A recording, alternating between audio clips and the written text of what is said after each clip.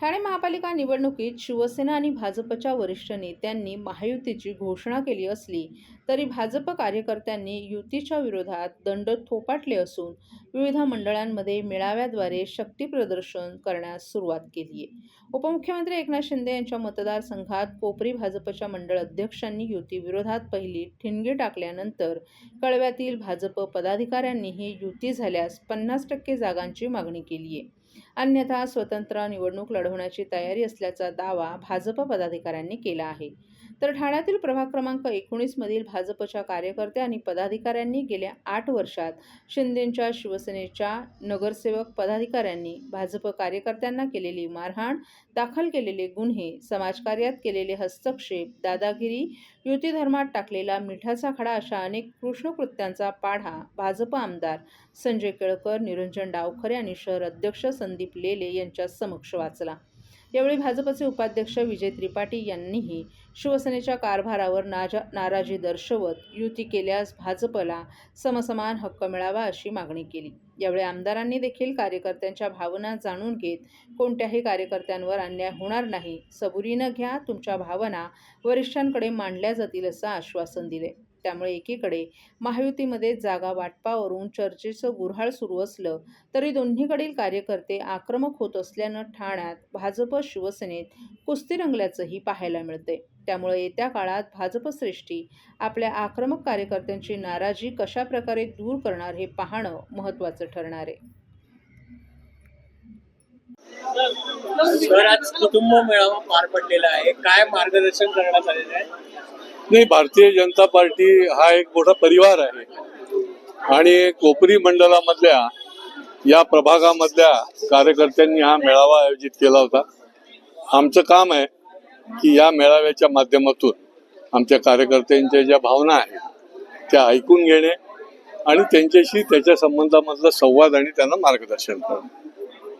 Sir, आज इच्छुकांनी नाराजी देखील व्यक्त केलेली आहे. मंडळाचे जे अध्यक्ष आहे त्यांनी युती संदर्भात नकार दिलेला आहे, त्याबद्दल नाही, त्याच भावना जसं या ठिकाणी आहे तर त्या भावना व्यक्त करण्याचा त्यांचा अधिकार आहे एका कुटुंबामध्ये, परंतु त्याला अनुषंगाने त्यांचं समाधान करणं हे देखील आमचं काम आहे आणि त्याच्यामुळे त्यांना साधक बाधक त्यांच्याशी चर्चा करून आम्ही त्यांना सांगितलेलं आहे की शेवटी पक्ष नेतृत्वाचा जो आदेश आहे तो शिरसावंद मानून तुम्ही काम करायला पाहिजे.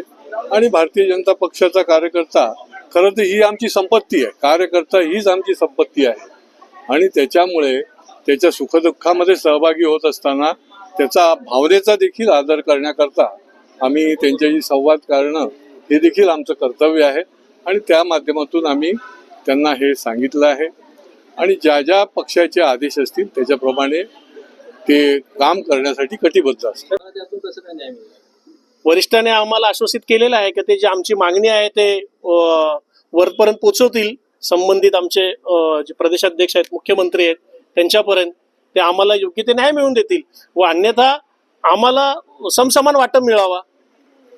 प्रभाग क्रमांक 19 मध्ये काही धार्मिक वादग्रस्तही विषय झाले होते. त्या दरम्यानही युती धर्मातील काही पक्षाचे जे नेते होते त्यांनी तुमची बाजू दिली नव्हती, उलट तुमच्या विरोधात ते उभे होते. तर यंदा तुम्ही त्यांच्या मदत करणार? जे हिंदुत्वाच्या विरोधात आहेत त्याच्या विरोधात विजय त्रिपाठी आयुष्यभर उभे राहणार. पण विजयची सुरुवात नाराजीची इथून झाली, तेच लोळ आता कळव्यामध्ये पोहोचलेलं आहे. घोडबंदर रोडवर येणाऱ्या काळामध्ये जर कार्यकर्त्यांना जर न्याय मिळाला नाही किंवा भावना जर जाणून घेतल्या नाही तर या सगळ्या कार्यकर्त्यांची एकजूट होऊ शकते. मला असं विश्वास आहे की आमचे जे पक्षश्रेष्ठीचे जे पालक आहेत, आमचे दोन्ही आमदार, आमचे जिल्हाध्यक्ष, हे आमच्यावरती किंवा भारतीय जनता पक्षाच्या एकही कार्यकर्ता अन्याय होऊ देणार नाही. मी आताही तुम्हाला सांगतो की आमच्या वरिष्ठांनीही सांगितलेलं आहे का कार्यकर्त्यावर कोणताही अन्याय होणार नाही याची गवाही त्यांनी आम्हाला दिलेली आहे. मंडळाध्यक्षांना खडेबोल सुनावला असं माहिती पडते का? न विश्वासात न घेता तुम्ही लेटर देतात, पत्र देतात, कुठेतरी अशा वेळेस मुख्यमंत्र्यांनी युती जाहीर केलेली आहे 29 महानगरपालिकेत आणि त्यानंतर असं होणं,